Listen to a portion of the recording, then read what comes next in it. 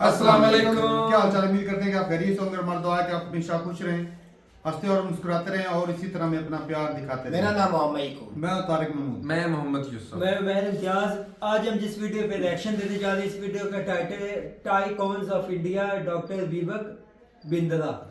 तो वो टाइकॉन्स of India, ये ना वीडियो जो है राजीव दीक्षित पे वीडियो भाई। हमने ऑलरेडी एक ना उनकी वीडियो देखी थी, वो भी इथेनॉल पे थी मेरे ख्याल में। तो बहुत बड़े माइंड के बंदे जिन्होंने कई जो है विजन अपने जो है ना लोगों के सामने रखे। अगर बंदा उसको काश वो जिंदा रहते तो शायद आज हिंदुस्तान में कुछ और बेहतरी आ चुकी होती। तो बड़े महान इंसान थे। देखते हैं भाई उनका कंट्रीब्यूशन क्या है और उनकी ज़िंदगी कैसी थी। वेविक बिंद्रा की वीडियो भाई काफ़ी डिटेल से समझाएंगे। वीडियो देखते हैं और अपना रिव्यू पर देंगे। कमेंट करते हैं 3 2 1 वीडियो स्टार्ट। हे नमस्कार, मैं Vivek Bindra, founder and CEO बड़ा बिजनेस.com। टाइकून्स ऑफ इंडिया आज 16वां एपिसोड है और ये इंसान बहुत अलग है, थोड़े अलग नहीं है। ये ऐसे व्यक्ति हैं जिन्होंने अपना ब्रिलियंस बाकियों को दिया, जिन्होंने बिलियंस कमा लिए। अपना ब्रिलियंस दिया बाकियों को, उन्होंने कमाए बिलियंस। आज टाइकून की बात नहीं कर रहा, आज एक ऐसे आदमी की बात करूंगा जो कि tycoon behind lot of tycoon है, जो खुद ऐसे टाइकून है जो टाइकून मेकिंग मशीन बन गए हैं। इन्होंने कितने टाइकून पैदा किए, ये वीडियो ना आप समझना, एक क्रांतिकारी इंसान अपनी फिलॉसफी से देश के अंदर बहुत सारे अरबपति अपनी फिलॉसफी से पैदा कर सकता है। ये वो व्यक्ति हैं जिनके बारे में आज तक की सबसे ज्यादा अगर किसी केस स्टडी की डिमांड आई तो इनकी आई है। हर वीडियो में कमेंट्स के अंदर इनके बारे में बात जरूर होती है। आज जितने भी हो ना, श्री राजीव दीक्षित जी के जितने भी फॉलोअर्स हो, इस वीडियो को पहुंचा दो पूरे देश तक, क्योंकि आज पता चलने वाला है एक इनविजिबल नीड को विजिबल कर देने वाले व्यक्ति, स्वदेशी और आयुर्वेद की वो अवेयरनेस देश के अंदर पैदा करने वाले। 2004 से 2024 में क्या अंतर आया, डेटा के साथ बताऊंगा। इन्होंने कितने अरबपति पैदा किए, इन्होंने भारत को बदला कैसे है। वो इंडस्ट्री जो डेंजर में थी, उस इंडस्ट्री को डिमांड में ला दिया। इनकी सिर्फ फोटो लगा करके कंपनियों ने करोड़ों करोड़ों रुपया कमाया है। दिल से स्वदेशी, दिमाग से चाणक्य, स्वर्गीय राजीव दीक्षित जी, जिनको सोशल एक्टिविस्ट भी मानते हैं, सच्चा देशभक्त भी मानते हैं और कई लोग उनको स्वामी विवेकानंद मानते हैं। इनकी जिंदगी लंबी नहीं रही, आज ये हमारे बीच में नहीं है, लेकिन ऐसे लोगों का कभी देहांत नहीं होता, इनकी देह का अंत ही नहीं होता है। बहुत बड़ी उम्र थी इनकी, लंबी नहीं थी। कल जो बीत गया है शनिवार, इनकी जन्मतिथि भी थी और इनकी पुण्यतिथि भी थी। आज टाइकून्स ऑफ इंडिया में इनकी बात करने वाले हैं श्री राजीव दीक्षित। आज घर घर में गिलोय, हर आंगन में एलोवेरा है। चाय की पैकिंग पे तुलसी मुलेठी का अगर नाम आ जाए तो धड़ाधड़ बिकने लग जाती है।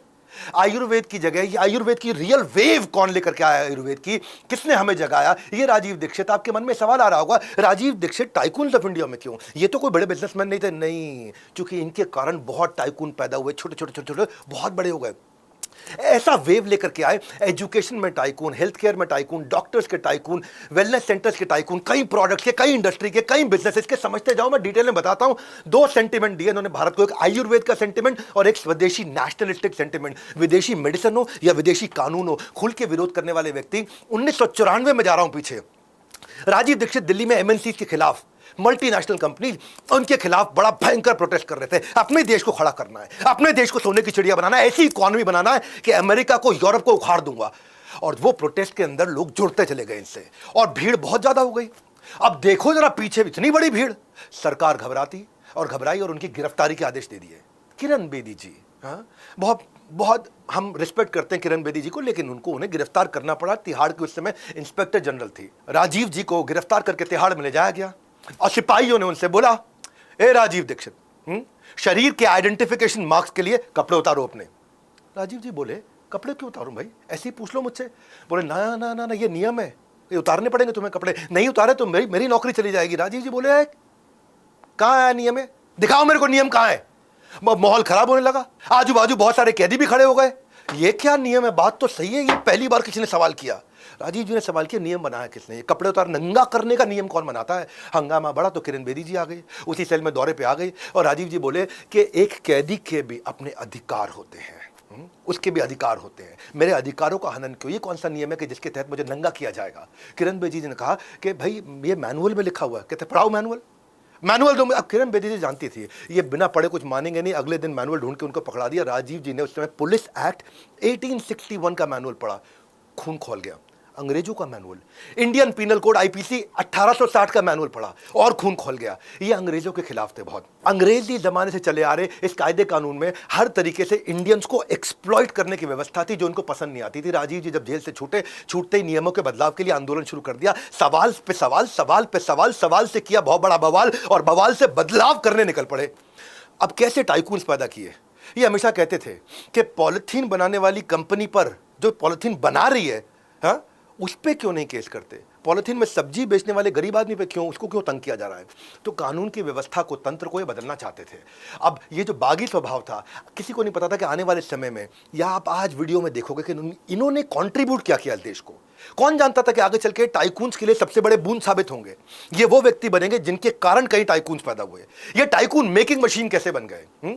राजीव दीक्षित जी, पहले समझ लीजिए 30 नवंबर 1967 अलीगढ़ में इनका जन्म हुआ और 30 ही नवंबर 2010 भिलाई छत्तीसगढ़ में इनका देहांत हुआ। राजीव दीक्षित जी की अगर वेबसाइट देखते हो तो ये भाई साहब को मालूम है आपको, बीटेक थे Allahabad university, M Tech IIT Kanpur से किया, पीएचडी टेलीकम्युनिकेशन में फ्रांस में, उस समय टेलीकम्युनिकेशन में पीएचडी, और साइंटिस्ट की तरह अब्दुल कलाम जी के साथ में उन्होंने काम किया। ब्रह्मचारी थे पूरी तरह, कभी शादी नहीं करी, फ्रीडम फाइटर्स की फैमिली से थे। किसी ने इनसे एक बार पूछा कि बापू को आप इतना मानते हैं? बापू कौन? महात्मा गांधी जी। आप उनको बड़ा मानते हो? बोले मानता हूं। तो कहा बापू तो वो कहां ब्रह्मचारी थे, उन्होंने विवाह किया, आप क्यों नहीं करते? बोले भैया मुझे एक ही जन्म मिला है और ये जीवन में आप देश को दूंगा, अपने परिवार को नहीं दूंगा, ये देश मेरा परिवार है। ऐसे क्रांतिकारी व्यक्ति के मन में क्रांति आई कहां से?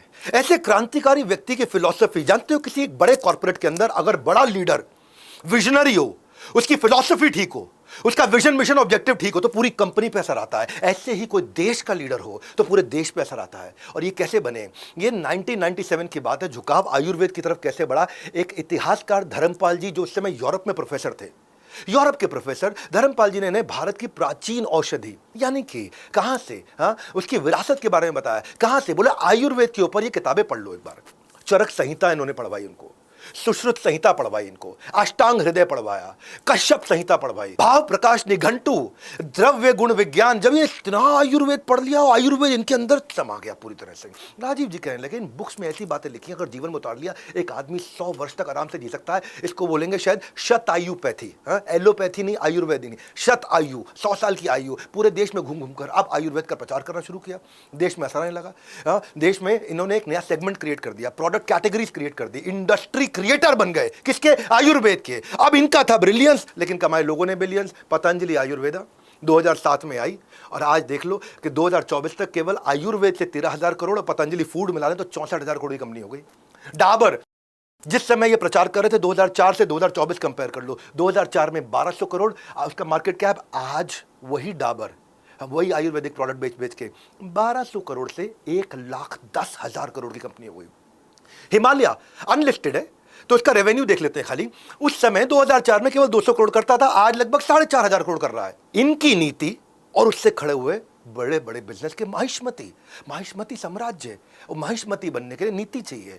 आज एक्सपोर्ट अर्निंग बढ़ गई हमारे देश के अंदर। इनका ग्रोथ का, इन सब चीज़ों का श्रेय, सबसे बड़ा श्रेय राजीव दीक्षित जी को जाता है। देखो जैसे ऐसे शेफ हैं जिन्होंने अपने की इंग्रेडिएंट दिए और की इंग्रेडिएंट से कई किंग तैयार कर दिए। उस समय आयुर्वेद का 2004 में केवल 5% ओवरऑल हेल्थ केयर में कॉन्ट्रीब्यूशन था, केवल 5% हेल्थ केयर में। आज वो 25% हो गया है 2024 के अंदर। आयुर्वेद की इंडस्ट्री उस समय $1 बिलियन थी, जिस समय 2004 में ये प्रचार कर रहे थे। वही 20 साल में 2024 में देखोगे $1 बिलियन से $10 बिलियन हो गई। लार्जर देन लाइफ इंपैक्ट लेकर के आया। मैं जानता हूं मेरी वीडियोस लंबी होने वाली, ये भी लंबी होगी, तो मुझे वो नहीं बताना जो पहले से सब लोग बता चुके हैं। मैं तो आपको इन डेप्थ स्ट्रैटेजी देता हूं टाइकून्स ऑफ इंडिया का। आज 16वां एपिसोड है और वो भी सिंपल से सिंपल भाषा में, गैस नहीं, ग्रेविटास, रियल कंटेंट। आगे बताता हूं कि कैसे राजीव दीक्षित एक बहुत बड़ा बदलाव लेकर के आए, एक इलनेस से वेलनेस को बिल्ड किया। बोला बीमारी ठीक नहीं करनी, बीमार होना ही नहीं है। बोला पिंपल पे ऑइंटमेंट नहीं लगाना, पूरा खून साफ कर दो, पिंपल आए ही नहीं। एलोपैथी से आयुर्वेद का एक नया क्रांति राजीव दीक्षित देश भर में घूम घूम के प्रचार कर रहे थे। स्वदेशी आंदोलन का 13,000 लेक्चर दिए। भाई साहब मैं सोचता हूं मैं थोड़े बहुत लेक्चर देता हूं, उतने में लगता है यार मैं काफी काम। 13,000 लेक्चर। उस समय भी कहा करते थे आयुर्वेद से बड़े बड़े रोगों का इतना निवारण हो जाएगा, और कहा, और उनकी बात आज सारे एक्सपर्ट्स मानते हैं। मेदांता के नरेश त्रेहान मानते हैं। कौन है नरेश त्रेहान? एक सेलिब्रेटेड कार्डियक सर्जन है। हाँ, फॉर्मर प्रेसिडेंट ऑफ इंडिया के doctor, Padmashri, Padma Bhushan, Medanta super speciality hospital, ये one of the largest chain है हॉस्पिटल्स की, प्रेफर्ड डेस्टिनेशन है, पूरी दुनिया के लोग मेदांता में आते हैं और ये बोलते हैं कि मेदांता की एक अलग डिवीजन है। आने वाले समय में आयुर्वेद और एलोपैथी का मैं फ्यूजन बिल्ड कर रहा हूँ पूरे देश के अंदर। मैं तो एक पूरा कमिटेड हूँ आयुर्वेदा को, ऑल्टरनेट तो अलग है, मैं तो फ्यूजन कर रहा हूँ आयुर्वेदा और मॉडर्न मेडिसिन की, एलोपैथी की। आपको ताजुब होगा कि आज मेदांता जहाँ बैठे हैं इसमें आयुर्वेदिक हॉस्पिटल है। मेरा इतना बिलीफ है, और मेरा ये बिलीफ जो अभी कंप्लीट नहीं हुआ है वो ये हुआ है कि आने वाले टाइम में एक मेडिसिन बनेगी जो फ्यूजन होगी एलोपैथी और आयुर्वेदा की, जो दुनिया को रूल करेगी। राजीव दीक्षित जी से सीखा, बोले एलोपैथी एक एडवांस साइंस है। एलोपैथी में पेशेंट्स को टॉक्सिन, जहर दिया जाता है ताकि उसकी बीमारी ठीक हो, लेकिन वही टॉक्सिन उसकी डिजीज को तो खत्म करता है पर साथ साथ बॉडी को बहुत नुकसान करता है। एलोपैथी एक काफ़ी एडवांस साइंस है। हम यहाँ तो दवाइयाँ देते हैं या टॉक्सिन्स देते हैं, जैसे ये पॉइजन्स हैं, एंटीबायोटिक भी है, कीमोथेरेपी भी है, ये सब पॉइजन्स हैं जो बॉडी को देते हैं डिजीज़ को मारने के लिए। उसके साथ साथ हम बॉडी का भी नुकसान करते हैं। आयुर्वेद बॉडी को स्ट्रेंथन करता है to fight with the disease. देख लो, मेरे साथ इंटरव्यू में खुद बोले, जो ट्रेडिशनल मेडिसिन है वो कहती है मैं बॉडी को स्ट्रेंथन करेंगे टू फाइट द डिजीज। इनके अलावा आज आप डॉक्टर BM हेगड़े को देखते हो, ये आयुर्वेद के डॉक्टर नहीं है, ये एलोपैथिक डॉक्टर है, रिनाउंड कार्डियोलॉजिस्ट है, पद्म विभूषण है, और आगे भारत रत्न से जस्ट एक स्टेप पहले कई किताबें लिखी। ये कहते हैं आयुर्वेद माँ है पूरी मेडिकल विजडम की, कोई सी भी पैथी हो पूरी दुनिया की, उसकी माँ Ayurveda. Ayurveda is the mother of all medical wisdoms in this universe. Shri Rajiv Dixit, उन्होंने सेम बातें बोली कि होलिस्टिक सिस्टम है कि सिम्टम को नहीं ट्रीट करेगी, ये जड़ से बीमारी को समाप्त कर देगी। मॉडर्न मेडिसिन तो केवल इमरजेंसी में काम आ सकती है, आयुर्वेद परमानेंट क्योर कर सकता है। आप आज जीना सीखो। आज डॉक्टर आचार्य मनीष,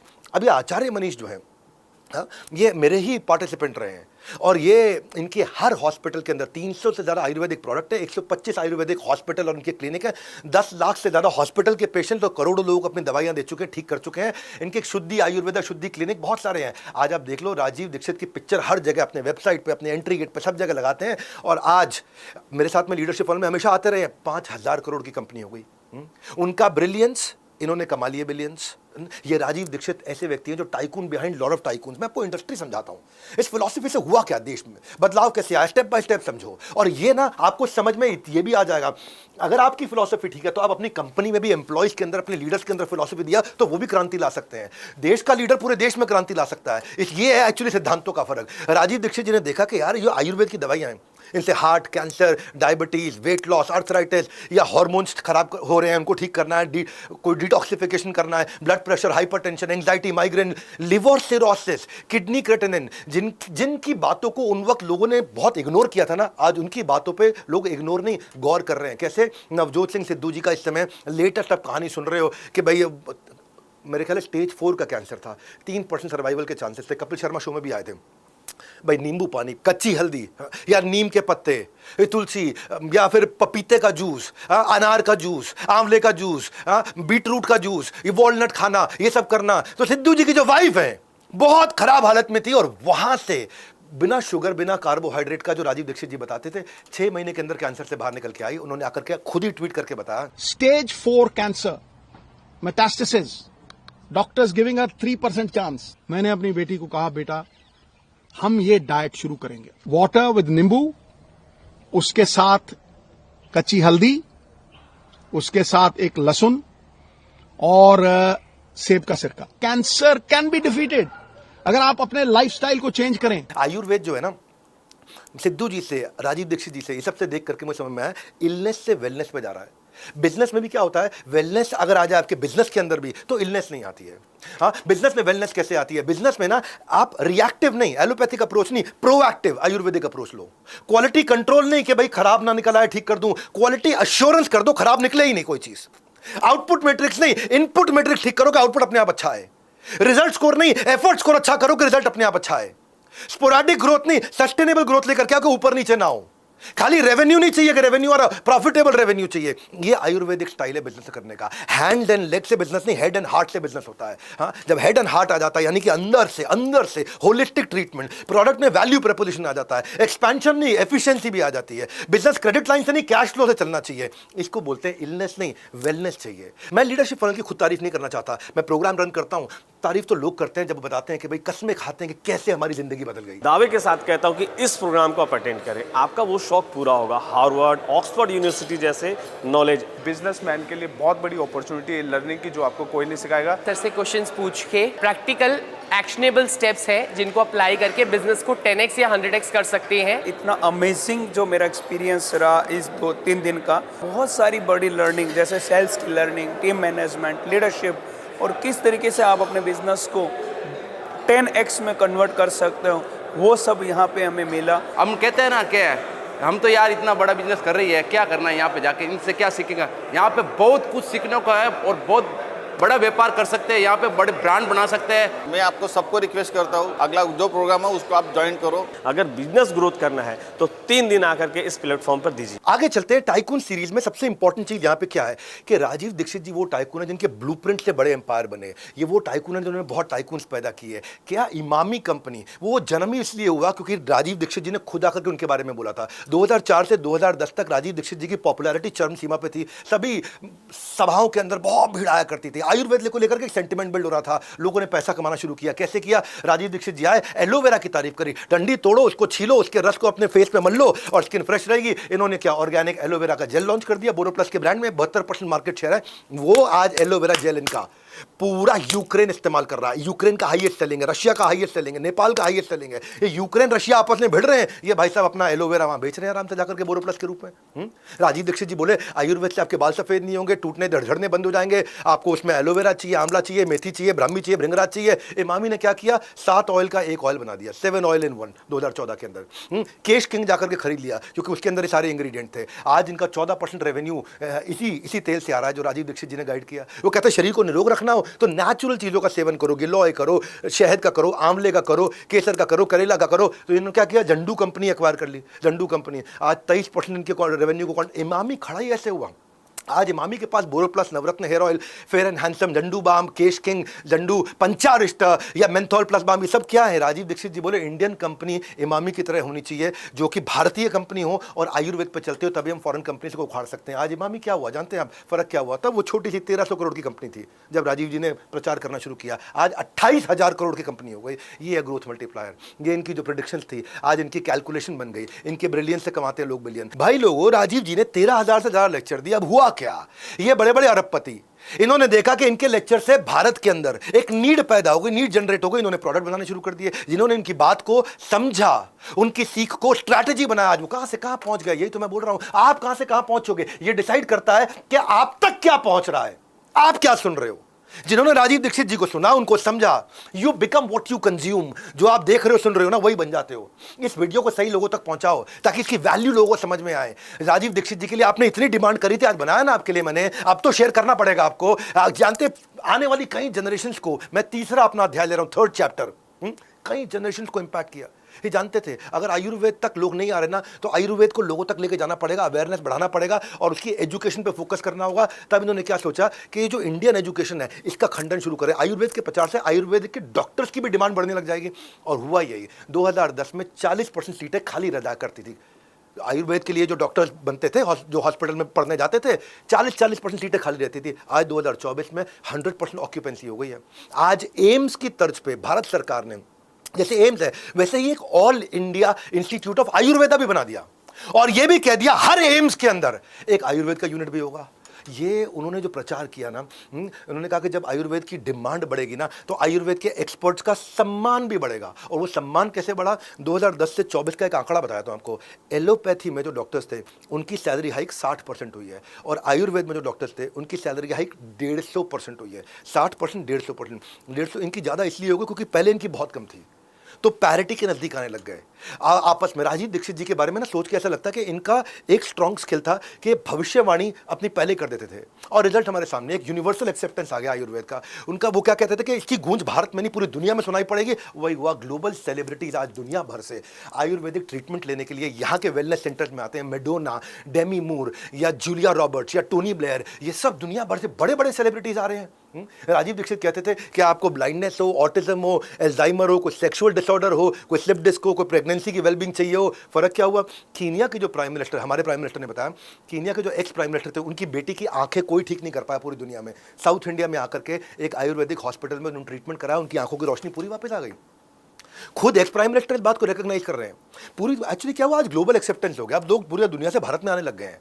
लोगों को धीरे धीरे अंग्रेजी दवाओं का रियलिटी जब पता चला तो खुद आयुर्वेद की तरफ मुड़ने लगेंगे। यही बोलते थे राजीव जी। आज हुआ क्या, स्विट्जरलैंड मुड़ गया, उन्हें आयुर्वेदिक हॉस्पिटल बनाना शुरू कर दिए। यूएई में बन रहे हैं, हंगरी में बन रहे हैं, रोमानिया में बन रहे हैं, मलेशिया में बन रहे हैं, बहुत सारी एशियन अफ्रीकन कंट्रीज में बन रहे हैं। भाई लोगों, उनका वचन होते जा रहा है सत्य वचन।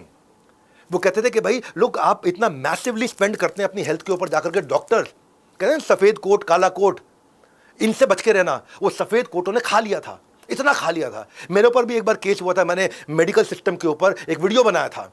तो ये कहते हैं कि भाई आयुर्वेद अपने आप में हेल्थ इंश्योरेंस है, लेकिन भारत सरकार ने क्या किया, वो कहते हैं कि क्योर नहीं, आयुर्वेद कवच भी है अपने आप में। आज इरडा ने रिसेंटली क्या किया, आप आयुर्वेदिक अस्पताल में जाके पंचकर्मा ट्रीटमेंट कराओ, कोई आयुर्वेदिक ट्रीटमेंट लो, हॉस्पिटल में एडमिट हो जाओ, वो भी अब इंश्योरेंस में फ्री। पहले खाली एलोपैथी का जमाना था, आज इंश्योरेंस कंपनीज के लिए जरूरी हो गया है। मैं आपको ना ऐसे ऐसे एग्जांपल्स क्यों दे रहा हूं, डिटेल में क्यों देता हूं। ये जो मेरे एग्जांपल्स हैं, ये टाइकून्स ऑफ इंडिया है, इसमें ये एपिसोड अलग है। इन्होंने कई टाइकून तैयार किए, लेकिन बाकी टाइकून्स के अलावा बिजनेस भी सीखना चाहते हो तो मेरी प्ले लिस्ट नहीं है, ये प्रो लिस्ट है, क्योंकि इसमें मैंने बिजनेस की इन डेप्थ बहुत टेस्टेड स्ट्रैटेजीज बताई हैं। मैं आपको राजीव दीक्षित जी का दूसरा नजरिया भी दे रहा हूं, एक ऐसा नजरिया दे रहा हूं। मुकेश भाई के बारे में मैंने बोला था कि वो अपना जो है शेयर होल्डिंग का थोड़ा सा हिस्सा निकालो, फिर बड़ा मोटा कमा लो। उनके बारे में बताया था। गौतम भाई अडानी के बारे में बताया, अपॉर्चुनिटी स्कैनर है, बड़ी बड़ी अपॉर्चुनिटी ढूंढ के अरबों रुपया कमा लिया। जमशेद जी टाटा के बारे में बात किया कि पुराने इनोवेशन को कैसे इंप्रोवाइजेशन कर देते हैं, और यूरोपियन अमेरिकन कंपनी से आगे निकल गए थे जमशेद जी टाटा, जिन्होंने टाटा एम्पायर शुरू किया। ऐसी स्ट्रैटेजी सीखना चाहते हो, प्ले लिस्ट में जाओ, ये प्रो लिस्ट है, टाइकून्स ऑफ इंडिया। सारे वीडियो देखो, मेरे वीडियो लंबे होते हैं, इसलिए होते हैं कि मैं छोटी मोटी बात करके जो सब बता रहे हैं वो नहीं बताना चाहता।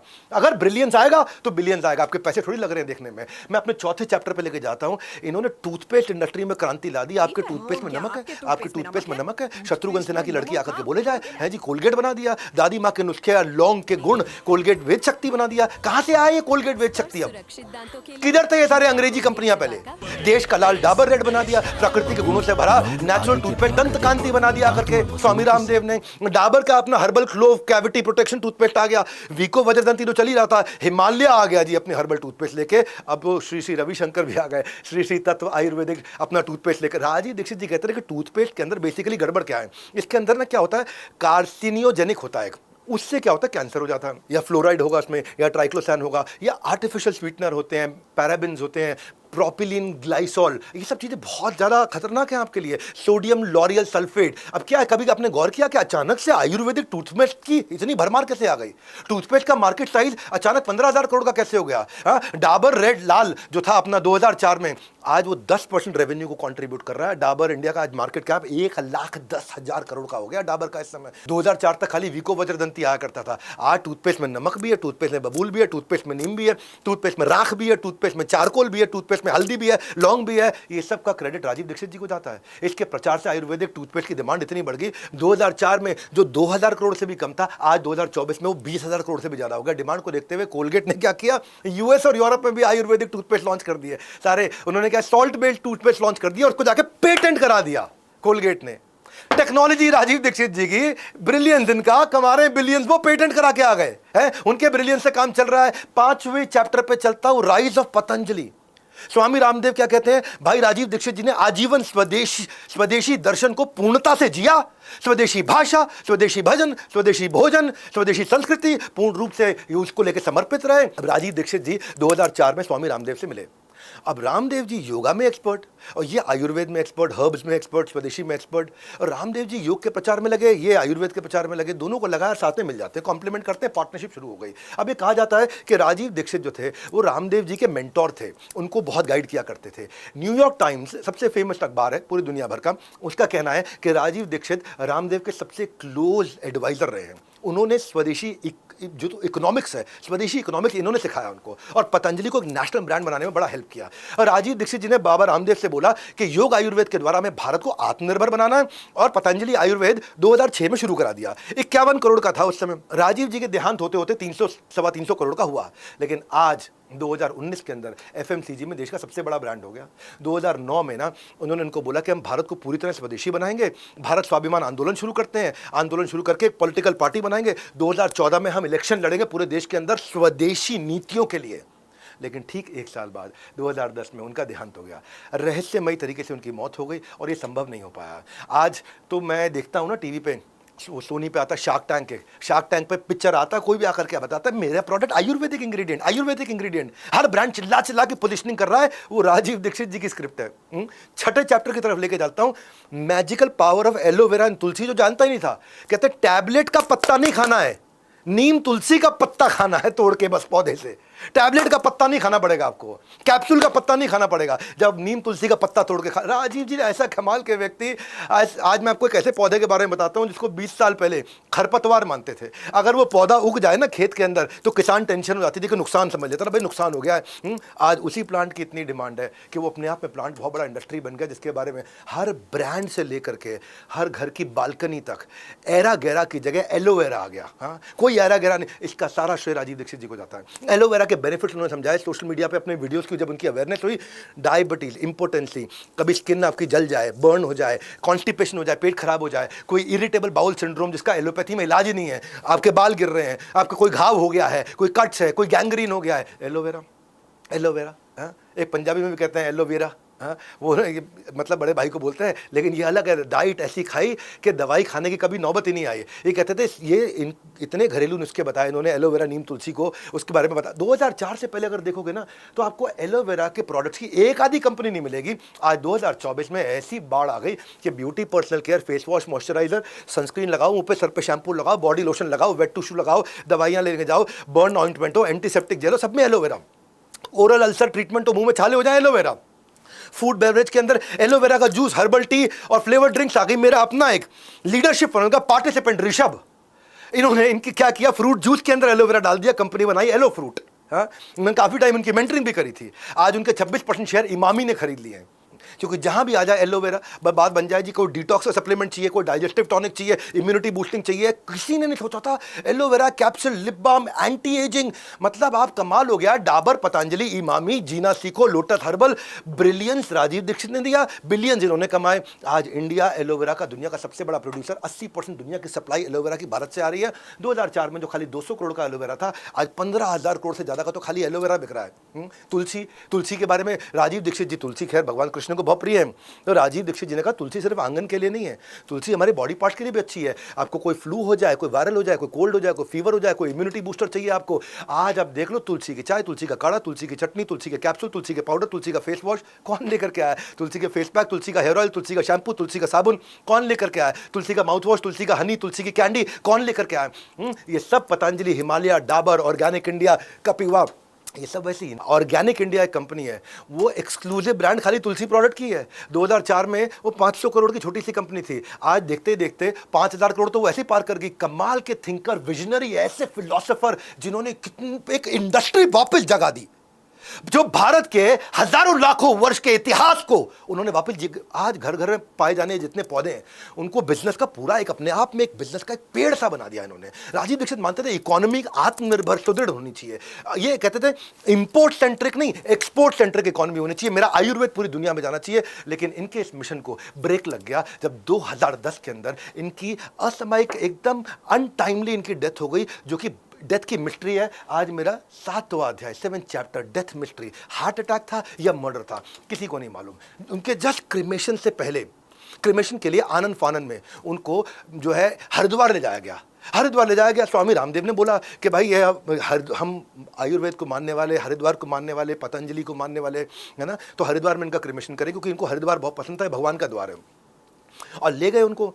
पोस्टमार्टम हुआ नहीं उनका। हाँ, उनके इसमें मैं किसी पे आरोप नहीं लगा रहा, क्योंकि समझ में नहीं आया कि हुआ कैसे ये। उनको कभी हार्ट की प्रॉब्लम नहीं थी लाइफ में, उनको कभी ज़िंदगी में बीमारी नहीं हुई, उन्होंने कभी ज़िंदगी में एक गोली नहीं खाई। जब शरीर छोड़ा उन्होंने, उनके पूरे होंठ नीले हो चुके थे। पोस्टमार्टम करने नहीं दिया, जल्दीबाजी में उनका क्रिमेशन हो गया। और डॉक्टर्स ने जब राजीव दीक्षित जी को डिक्लेयर किया 30 नवंबर 2010, अभी जो कल की बात कर रहा हूँ, आज से 14 साल पहले, कि उनको हार्ट अटैक हुआ, तो उनका जो मृत शरीर हरिद्वार में पतंजलि में आनंद फानन में क्यों हुआ, किस लिए जलाया गया, क्यों किया गया, उनके घर पर क्यों नहीं हुआ, ये नहीं मालूम। भाई के मन में, जो उनके भाई थे, हाँ, मैं प्रदीप दीक्षित की बात कर रहा हूँ, कह रहे भाई के मन में सिर्फ एक बात बैठी थी, स्वदेशी स्वदेशी स्वदेशी स्वदेशी। आरोप तो मैं किसी पे लगा नहीं सकता, ना मुझे मालूम है ना किसी और को मालूम है। एक इत्तेफाक ही है कि राजीव दीक्षित जी का देहांत उसी दिन हुआ जिस दिन उनका जन्म दिवस था। आज उनकी मृत्यु को 14 वर्ष हो गए, लेकिन ऐसे लोगों की मृत्यु नहीं होती। इनके मृत्यु के कारण पे अनिश्चितता बनी हुई है। इट इज अनसर्टन अभी तक कि क्यों हुआ, उनकी मौत का कारण अज्ञात है। कमेंट बॉक्स में अगर आप अपनी फीलिंग शेयर करना चाहते हो, आपको मालूम है, आप कुछ कहना चाहते हो, कहिए। पर एक बात बता दूं, नीतियों पे चलने वाला व्यक्ति कभी नहीं डरता, कभी नहीं मरता। ये कौन कहते थे? राजीव दीक्षित। दोबारा बोलता हूं, राजीव दीक्षित कहा करते थे, नीतियों पे चलने वाला व्यक्ति कभी नहीं डरता, कभी नहीं मरता। ये निडर व्यक्ति ऐसे जिन्होंने सारी एमएनसीज को हमारे देश में आकर के उखाड़ा। 30 नवंबर 1967 को इनका जन्म हुआ। 30 नवंबर 2010 यानी कि अभी से एक दिन पहले इनका निधन हुआ। इस सर्कल ऑफ लाइफ में डेट बेशक सेम है, लेकिन फेट बहुत लोगों के बदल गए। इनका ब्रिलियंस कईयों ने कमाए बिलियंस, बीज इनका बिजनेस सबका, अपनी सक्सेस स्टोरी तो कई लोगों ने लिखी है, लेकिन राजीव दीक्षित जी वो नाम है जिनके नुस्खों को नीति बना के कई माहिष्मती बड़े बड़े साम्राज्य खड़े हो गए। ये जाते जाते आयुर्वेद को दीर्घ आयु देकर का आशीर्वाद देकर चले गए, अपना नाम अमर कर गए। इसके अलावा आपसे एक और प्रार्थना है, अगर आप भी किसी का नाम ऐसा जानते हो जो नथिंग से बड़ा किंग बनाए, जिसकी स्ट्रैटेजी ने उसको टाइकून बनाया, नीचे नाम लिखो, क्योंकि मैं हर संडे आता हूं, गहरी स्ट्रैटेजी लेकर के आता हूं। प्रार्थना कर रहा हूं श्री राजीव दीक्षित जी, इनकी इस लेगेसी को अमर बनाए रखने के लिए इनका नाम, क्योंकि ऐसी बड़ी केस स्टडी किसी ने नहीं बनाई, इसको पूरे देश में एक एक व्यक्ति को बताइए। अपनी इस सांस्कृतिक विरासत को पूरे देश नहीं पूरी दुनिया में फैलाएं, भारत को वापस सोने की चिड़िया बनाएं। हमारे साथ जुड़े रहने के लिए आप सबका हृदय की गहराई से हाथ जोड़ के गर्दन झुका के बहुत बहुत धन्यवाद।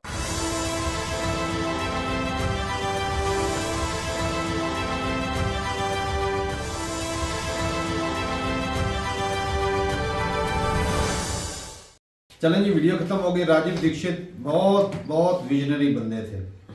मैंने एक वीडियो उनकी देखी थी, यूसुफ पता नहीं देखी, यूसुफ मैंने बहुत वीडियो इनकी देखी बहुत इनके अगर लेक्चर बंदा सुने तो ये तो फर्टिलाइजर के बहुत खिलाफ थे। हाँ, स्प्रेयों के बहुत खिलाफ थे। हमारी वीडियो इतना मैं इतना उनका भी मेरे ख्याल में जो विजन था वो भी इनका ही विजन था। उसका तो मुझे नहीं पता, लेकिन ये एग्री के एक और हैं, वो तो अभी हयात ही हैं, वो जिंदा हैं, वो भी वीडियो में दिखाए गए हैं, उनका नाम मुझे नहीं पता। वो भी बता रहे थे ये कैंसर तो तकरीबन फिर 90% जो अपना इंडिया में भाई आज दुनिया में आज देख लो कि ब्यूटी प्रोडक्ट में 90% एलोवेरा, तुलसी, पाकिस्तान देख लो, यूरोप देख लो, इंडिया देख लो, यार इंडिया में कोलगेट देख लो, इसमें लौंग है, हमारे भी इधर पाकिस्तान में कोई सरसों का तेल खाने के लिए इस्तेमाल करता, मैं कहता हूँ कोई बहुत ही कम, शायद ही कोई हो, शायद ही कोई, लेकिन वो बहुत ताकत वाला होता है, बहुत अच्छा होता है। इंडिया में आज भी सरसों का तेल लोग यूज करते हैं खाने बहुत में, अच्छी चीज, उसका खाना बहुत अच्छा, उसमें कोई केमिकल नहीं, कुछ उनका अपना ही होता है मुल्क में, हमारे मुल्क में भी होता है, लेकिन हमारे यहाँ खाता कोई खाने की बात होती है, हमारे मुल्क में नहीं होता सरसों का तेल, लेकिन हमारे घरों में होता है, लेकिन को सर पे लगा लेते हैं, सर पे लगाते हैं, लेकिन वो नहीं खाने पीने में इतना इस्तेमाल नहीं करते, टेस्ट नहीं आता वो। अच्छा, हमारे ना लोगों की एक और बड़ी चीज है, मैंने ना फील की है, ये जो मिसवाक है नीम की, लोग क्यों नहीं करते? कड़वी है, दूसरी का फायदा ही नहीं होता, अतः कि नीम की मिसवाक करे, आपके मुंह अंदर से खराब ही नहीं होगा। भाई एक ना आजमाई हुई चीज है ये, जो मैंने ये आजमाई हुई है, ये कोलगेट हो या जो भी बंदा प्रोडक्ट इस्तेमाल कर रहे ना, तो अगर वो बंदा अगर कोई रेगुलर कर रहा है, एक दिन ना वो करे ना वो ब्रश, तो इतनी गंदी स्मेल आती है मुंह से। अगर बंदा मिसवाक करता है, ये इन्होंने बताया लोगों को कि है आपके जो ये केमिकल होते हैं, कितने केमिकल कैंसर की वजह ही वही बोल रहे हैं भाई। अच्छा, अगर बंदा विश्वास करता है, यकीन माने इनको हार्ट अटैक नहीं हुआ, ये बड़ी बड़ी कंपनियों ने इनका भाई साहब, या कंपनियों ने या किसी सियासी पार्टी ने भाई इनका काम तमाम किया है, और ये हिंदुस्तान का लॉस हुआ, बहुत बड़ा लॉस हुआ। और भाई मैं हैरान हूँ, फिर बात आपकी टोक दूँ, जितने प्रोडक्ट्स में उनकी चीज़ें विजन है वो गिनने से भी नहीं, हम गिन ही नहीं सकते। लोगों को बेचते हैं भाई, ऊपर लिख देते हैं अंदर होती तो कोई चीज नहीं, अंदर तो केमिकल ही डालते हैं। वो ऊपर वो उसका विजन तो नेचुरल था ना, इंडिया के ऊपर लौंग लगा दो तो क्या उसमें केमिकल नहीं होगी? उसका विजन तो अगर ऊपर नीम के पत्ते वो तस्वीर बना दो, ऊपर लिख दो बस नीम, तो क्या नहीं होगा केमिकल? केमिकल उसमें होती है। बात ये करो कि अगर बंदे की भाई पहुंच में हो रहा तो नेचुरल चीजें इस्तेमाल करें। मिसवाक अगर कोई गांव में रहता है तो आसानी से अवेलेबल होती है। एक दफा जाए 8-10 जो है वो बंदा तोड़ के ले आए रख दे, वो फ्रिज में भी बंदा रख सकता है नीचे, तो वहां पर वो आसानी से बंदा इस्तेमाल कर यार। उनका विजन तो इंसानियत के लिए था ना, ऐसा एक आधे बंदा सदियों में होता है। एक तो खादों के स्प्रे के खिलाफ थे, साफ जाहिर है कि भाई अगर खाद पानी या इस तरह की जो स्प्रे वगैरह फसल भी वैसी ही होनी, तो नहीं, वो ऑर्गेनिक तरीका, वो खाद वो आली वगैरह जिस तरह होती है, या जो इंसानों का जो होता है नेचुरल चीजें, गाय मूत्र, बेसन और गुड़ का इनकी वीडियो मैंने काफी देखी है। वो स्प्रे बता रहे थे ये डीएपी के मुकाबले में। हाँ, तो लोग करते होंगे ना वहाँ पे, इंडिया में करते हैं। और कई मैंने ऐसी जगह देखी है इंडिया में आज के टाइम पे भी, कि वो क्या करते हैं कि भाई वो ऑर्गेनिक तरीके से अपनी फसलें उगाते हैं, और उन फसलों से जो बीज निकलता है वो तेल जो है वो बेचते हैं, और लोग बड़े शौक से खरीदते हैं उनसे। लेकिन कई नकली कंपनियां, बाबा रामदेव का पीछे काफी कंट्रोवर्सी बनी रही है। और भाई बीच में ये ऐसा भी चल ही जाता तो है। नेचुरल चीज है ना, वो पता लग गया, वो खुद अपना बता। ये क्या था, वो तेल था आदिवासी तेल का, काफी फेमस हुआ था, उसकी कंट्रोवर्सी बनी हुई थी कि आदिवासी तेल इस्तेमाल करो आपके लंबे बाल हो जाएंगे, घने बाल, इस तरह करके। तो ज्यादातर जो कंपनियां ना वो भाई साहब नकली जो चीजें ना इस्तेमाल करके बस नाम इस्तेमाल करती हैं। और बाकी भाई अगर टूथपेस्ट की बात करो तो भाई साहब ऊपर लिखा होता सारा कुछ, लेकिन अंदर भाई साहब केमिकल ही होता है। जो मर्जी प्रोडक्ट इस्तेमाल महंगी से महंगी भी कर लो, एक दिन आप ब्रश नहीं करेंगे तो भाई साहब स्मेल आएगी। अगर बंदा कोई मिसवाक करता है तो 2-3 दिन भी मिसवाक ना करो ना तो वो स्मेल बुरी नहीं आएगी। ऐसी बात है, ये मिसवाक का है, ऐसे उसमें केमिकल नहीं। अगर रात को ब्रश करके सो जाओ, सुबह उठोगे ना मुंह कड़वा होगा। मिसवाक करके सो जाओ भाई साहब, आपका मुंह बिल्कुल हल्का होगा, फ्रेश होगा। तो नेचुरल चीज, नेचुरल भाई वही जो इस्तेमाल की, तो उससे ही बंदा राजीव की जो सबसे अच्छी बात ये लगी कि भाई एलोपैथी की जो दवाइयाँ होती है ना वो बीमारी को खत्म करने के लिए और बीमारियां लगा देती है, तो कमजोर एक को खत्म करने के लिए 10 और ले आप मेरे सामने आपको जिंदा मिसाल है। मेरे जो वालिद है उनको वो चेस्ट का मसला है, उनकी ना सांस वाली नाली बंद है, एक फेफड़ा खराब है, 6 साल हो गए हम उसकी मेडिसिन कर रहे, तो बहुत अच्छी महंगी की है, तो अब उनका पेट बढ़ना शुरू हो गया, वो मसला कुछ ठीक हो गया। वो होते हैं भाई, बहुत ज्यादा साइड तो इफेक्ट होते हैं। ये अक्सर लोग ना जल्दबाजी में आके खराबी करते हैं। अगर बच्चे कोई बीमार है, बुखार है या नजला जुकाम है, पहले नंबर तो भाई ये नजला जुकाम जो होता है ना 1-2 दिन का वायरस, ये कोई बीमारी तो है ही नहीं, खुद ब खुद खत्म हो जाता है। लेकिन हमारी बॉडी इसको खा जाती है। आजकल की जो बीवियां हैं या माएँ हैं वो इतनी वो परेशान हो जाती ना, डॉक्टर के पास बच्चा थोड़ा सा बीमार हुआ नहीं लेके भाग जाती डॉक्टर, और वो एंटीबायोटिक पता नहीं कितने टीके लगा के कितने सिरप दे देते, फौरी आराम आ जाता है उससे। लेकिन उसका जो स्टमच है वो बड़ा अपना वो सफर करता है, उससे बड़े प्रॉब्लम बनती है। बच्चा पहले नंबर तो भाई साहब वीक ऑर्गन्स होती है यार। अब ये देख लो कि अगर नज़ला जुकाम होता है, सौंफ वगैरह या इस तरह की जो चीजें कुदरती जो चीजें, उनका काढ़ा पियो, ये फायदा नहीं फायदा होता। मैंने खुद आजमाया भाई, अगर नजला जुकाम हो तो सफेदे के पत्ते ना हाथ में मल कर इस तरह या तो सूंघो इस तरह, तो उससे भी वो आपका ठीक होगा। मेरा पिछले दिनों जब आपको पता है तबीयत सी खराब सी, मैं मेडिसिन लेने गया, मेरे वालिद साहब ने मना कर दिया यूसुफ भाई, तो उन्होंने खुद मुझे बना के दिया। वो था इसमें सफेदे के 2-3 पत्ते उन्होंने डाले थे, तो अदरक था, तो सौंफ थे, इलायची थी और जीरा, लेकिन वो जो टेस्ट बना था ऊपर सरका से वो मजेदार भी होता है, गुड़ भी। मेडिसिन होती तो वो इतने इंजेक्शन करने थे, कैप्सूल्स खाने थे, जितनी साइंस एडवांस होती जा रही है लोगों की जिंदगियां उतनी ही कम होती तेजी- हैं। तेजी- उम्र ही नहीं है लोगों की। पहले अब हमारे बुजुर्ग जो थे 100 साल, कितनी- कितनी 80 उम्र साल, थी? 90 साल। अब 50 तो प्लस कोई करता ही नहीं है, पहले ही चलो जी फुर।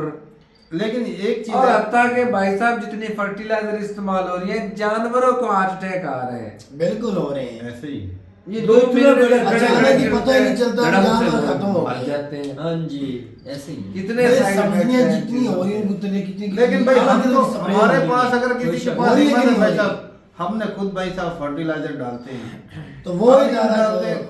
लेकिन भाई मजबूरी है, अब करें क्या बताओ। वो इतना खर्चा करने से अगर वो हमारा खाता ही नहीं पूरा था तो भाई मजबूरी बन जाती है। बिल्कुल मजबूर कर दिया गया मजबूर कर दिया गया। अगर वो अच्छी वो नशे पे लग गई हैं, जमीनें भी नशे पे जमीन लग भी गई हैं। साइंस में फर्टिलाइजर आप इस्तेमाल नहीं करोगे हाँ, आपकी आपकी फसल ही होगी। नहीं उतनी होनी।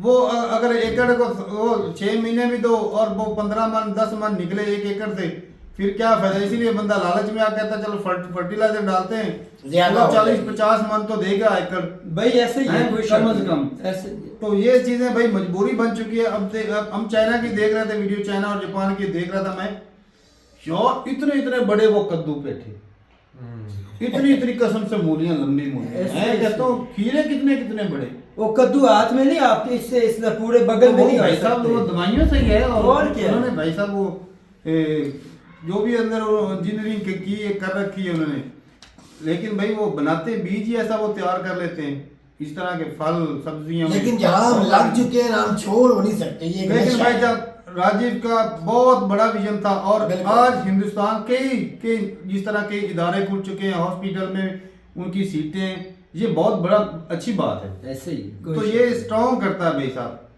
तो और भी कुछ राजीव दीक्षित की वीडियो तो जरूर भेजिएगा। वैसे भाई हमने एक वीडियो पे रिएक्शन दिया था, आज से 10-12 साल पुरानी वो वीडियो थी। तो मैं सोच रहा था कि भाई जितना विजन इनका है, जिस तरह वो बता रहे थे ना वीडियो में कि हिंदुस्तान को कितना, वो जीरो टैक्स बोल रहे थे कि जीरो टैक्स भी नहीं होगा और हिंदुस्तान इतना अमीर हो जाएगा, इतने पैसे कमा सकेगा। मैं भाई हैरान था कि ये बंदा इतना विजनरी हो गया। तो भाई अगर हिंदुस्तान इसके कहने पे लग जाए, इनके अमेरिका कहने के पे, मुकाबले की बात कर तो रहे थे। अगर इनके कहने पे लग जाए तो भाई आज तक तो भाई हिंदुस्तान कितना ज्यादा आगे निकल चुका था। लेकिन अफसोस भाई साहब बीच में ही। चलो जी ठीक है भाई, अपनी राय जरूर बताइएगा कमेंट सेक्शन में। मिलते नहीं वीडियो के साथ, तब तक के लिए इजाजत दें। अल्लाह हाफ़िज़।